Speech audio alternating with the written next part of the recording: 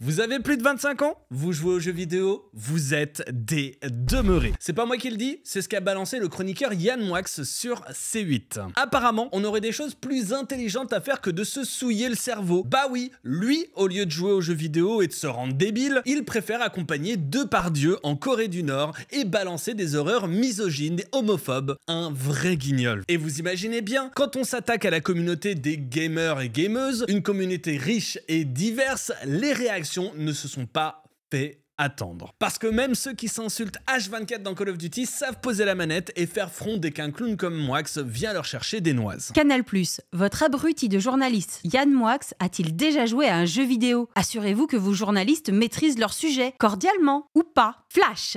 Yann Moix n'a jamais touché à un jeu vidéo de sa vie, ne sait pas de quoi il parle, ne comprend pas la richesse culturelle, l'évasion, les émotions que procurent les œuvres vidéoludiques. TLDR, Yann Moix est un con. Par pitié, mordez pas à l'hameçon. Je sais que c'est tentant, hein, mais Yann Moix qui vient dire sur C8 que le jeu vidéo c'est un truc de demeurés et de potentiels assassins, c'est la posture réac la moins subtile de l'univers. C'est taillé pour faire de la réaction, taillé pour qu'il y ait des menaces sur les réseaux sociaux, et comme ça, en plus de péter les scores d'audience, ça va doublement chouiner. Soyez fiers, soyez dignes, laissons-les parler et s'enliser dans leurs propres excréments d'inculture. Honte à ceux qui utilisent cet axe de récupération pour surfer sur un fait divers sordide. Soutien à la famille de Louise. On dit souvent que la France est divisée, bah il suffit d'un bouffon comme lui pour les rassembler. Avant de plonger dans le sujet, moi c'est Sean Red, bienvenue dans Commentary, l'émission où on décrypte l'actualité et les trends de tech, geek et pop culture à travers vos réactions sur les réseaux sociaux. Si le concept vous plaît, abonnez-vous, activez la petite cloche et c'est parti. Donc ce chroniqueur, ou plutôt philosophe de comptoir, qui n'a probablement pas touché une console depuis la Super NES, nous sort « Tout adulte de plus de 25 ans qui joue aux jeux vidéo est un demeuré ». Sérieux, une punchline qui fait exploser les réseaux et comme par hasard, c'est du calculé. Pourquoi Moix nous vomit dessus comme ça? Bah ça s'appelle le rage baiting.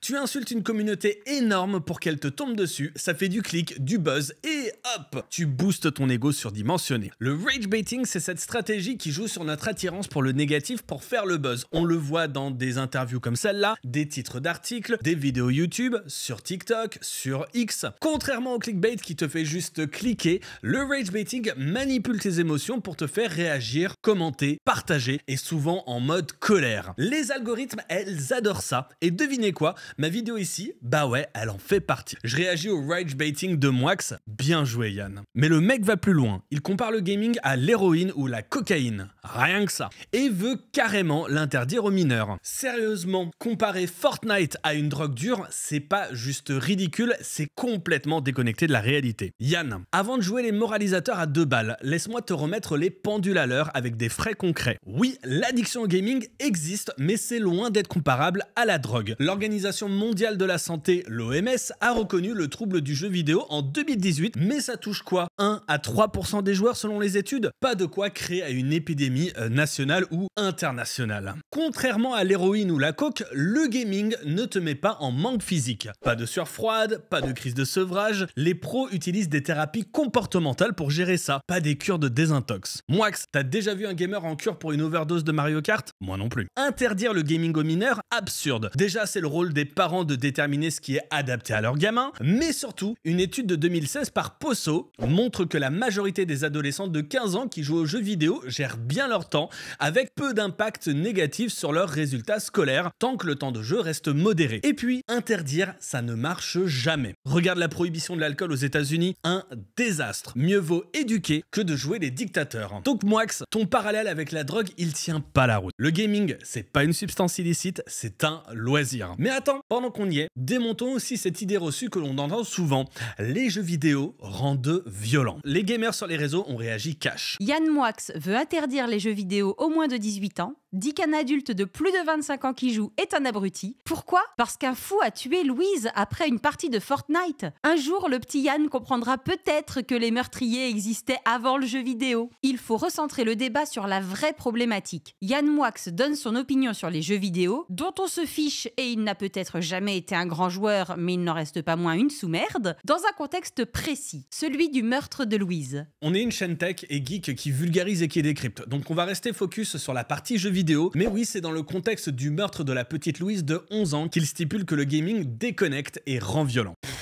Seriously? Accuser les manettes d'un crime aussi horrible, c'est pas juste ridicule, c'est carrément irresponsable. Alors, avant de laisser ce genre de cliché empoisonner le débat, voyons ce que disent les faits concrets. L'Association américaine de psychologie, le APA, dans un rapport de 2015, a noté un léger effet sur l'agressivité, comme s'énerver plus vite après une défaite en ligne, mais aucune preuve solide d'un lien avec la violence criminelle. Encore moins des actes aussi tragiques que le meurtre de Louise. En 2020, l'APA a réaffirmé qu'il n'y a pas de preuves suffisantes pour pouvoir dire que les jeux vidéo causent des actes violents. Une étude de 2019 publiée dans Molecular Psychiatry de Cunningham a suivi des joueurs intensifs sur des titres violents pendant 2 mois. Résultat, pas d'augmentation notable de l'agressivité réelle chez les participants. Donc non, jouer à Call of Duty ne transforme pas un ado en tueur. Pendant que les ventes de jeux vidéo explosent, la délinquance juvénile baisse globalement. Selon les stats officielles aux US et en Europe, si les jeux rendraient violents,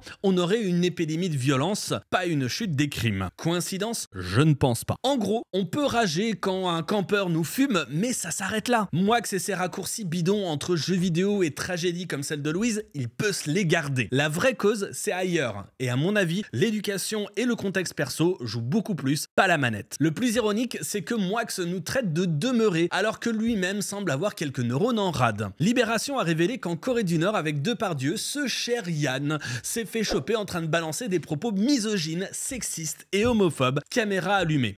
Sans rire, il faut être sacrément demeuré pour oublier qu'on te filme pendant que tu débites tes conneries. Mais bon, c'est toujours facile de faire la leçon aux gamers, hein. Bref, passons. Il a fait son cirque tout seul. En plus, les jeux vidéo, c'est pas juste du défouloir violent comme certains aiment le répéter en boucle. Si on élargit le propos, pas mal d'études montrent des bénéfices réels et pas juste pour faire joli dans un débat. Créativité. Une étude de la Michigan State University en 2011 a montré que les enfants qui jouent aux jeux vidéo, même violents, sont plus créatifs dans le dessin et à l'écriture. Minecraft, The Sims, ces trucs-là, ça booste l'imagination. Construire des châteaux en pixels ou gérer une famille virtuelle, ça rend nos gosses beaucoup plus inventifs. Moi que celui doit penser que l'imagination, c'est réservé aux chroniqueurs fatigués. Culture et social. Les conventions, les compétitions d'e-sport, ça rapproche les gens de tous les coins du globe. Une étude de l'université d'Oxford en 2019 va même plus loin. Jouer ensemble en ligne renforcerait la cohésion sociale. Pendant que certains imaginent les gamers seuls dans leur cave, nous, on forge des amitiés internationales en éclatant des boss sur WoW. La vraie solitude, c'est peut-être celle de celui qui juge sans comprendre. La cognition. Des recherches pointent une amélioration de la coordination main-œil et de la rapidité de décision. Plusieurs médias ont même relayé que jouer 2 heures par jour pourrait avoir un effet anti-aging sur le cerveau. Bon, c'est à confirmer, mais c'est toujours plus crédible que de traiter les jeux de drogue dure. Alors Yann, t'as peur que les gamers finissent plus vifs que toi à force de fraguer? L'agression. Comme je l'ai déjà dit, les études sérieuses, Cunningham, Ferguson, APA en 2015 en 2020, s'accordent. L'impact sur la violence réelle est soit inexistante, soit négligeable. Donc arrêtons la désinformation à 2 balles. Jouer, c'est pas être demeuré, c'est vivre sa passion, point barre. Et puis le gaming, c'est de l'émotion, des scénarios dignes des plus grands films hollywoodiens et des graphismes à te couper le souffle. Parce que oui, les jeux vidéo, c'est aussi des chefs-d'œuvre artistiques qui laissent pantois. Prenons The Last of Us,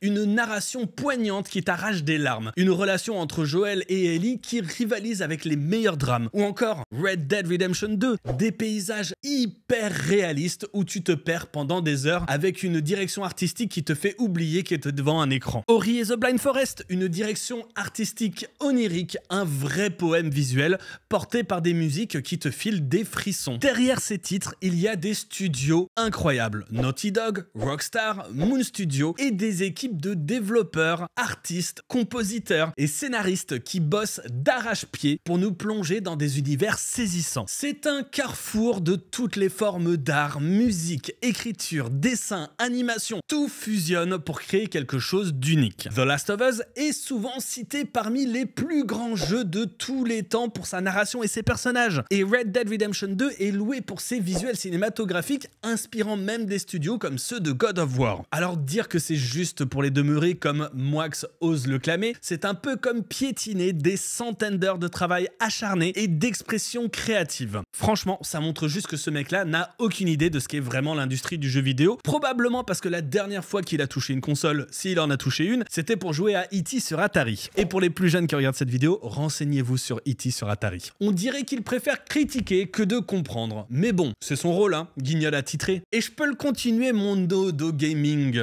Ma déclaration d'amour aux jeux vidéo. On peut parler chiffres, parce que les faits, c'est pas le fort de Yann Moix. Le gaming, c'est loin d'être une activité de demeurer. Aujourd'hui, on compte plus de 3,4 milliards de joueurs dans le monde. Et ça grimpera à 3,57 milliards en 2025 selon Newzoo. L'industrie, en 2024, c'est déjà 27,7 milliards de dollars de revenus. Et d'après Mordor Intelligence, ça pourrait exploser à plus de 426 milliards d'ici 2029. Ça inclut les jeux mobiles, consoles, PC et même l'e-sport qui bat des records d'audience avec des millions de spectateurs rivés sur des tournois comme celle de League of Legends ou encore CS2. Et en France, c'est la même chose. Désolé Yann. En 2023, le marché du jeu vidéo a généré 6,1 milliards d'euros de chiffre d'affaires avec près de 39 millions de joueurs selon les stats locales. Donc, si d'après lui, tous ces gamers de plus de 25 ans sont des demeurés ou des abrutis, alors ça fait un sacré paquet de neurones soi-disant débiles qui génèrent un sacré paquet de pognon. Franchement, Yann, si le gaming est si stupide, comment expliquer qu'il nourrisse des millions de gens et qu'il domine le monde entier? Réfléchis sérieusement un petit peu avant de balancer tes clichés. Dans chaque commentary, j'essaye de trouver des réactions qui illustrent le point de vue opposé. Et j'ai bien trouvé 2-3 âmes perdues qui soutiennent Moax, des bien joué Yann, t'as raison, les gamers sont demeurés. On leur laisse le droit de s'exprimer, hein. Bien sûr la liberté d'opinion oblige, mais franchement, c'est le désert niveau like et retweet,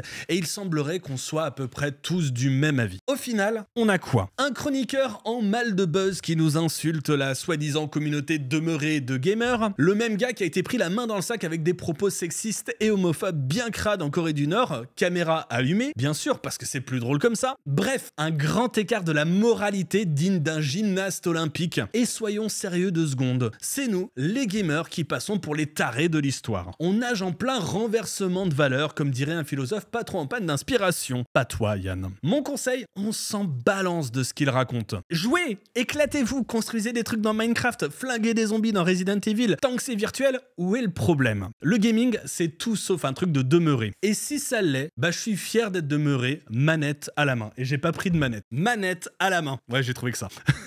Dites-moi en commentaire si vous vous sentez demeuré ou juste bien quand vous jouez. Si vous en avez marre des pseudo-intellectuels qui nous prennent pour des moins que rien, abonnez-vous, likez, partagez. Montrez qu'on est beaucoup plus nombreux qu'ils le pensent.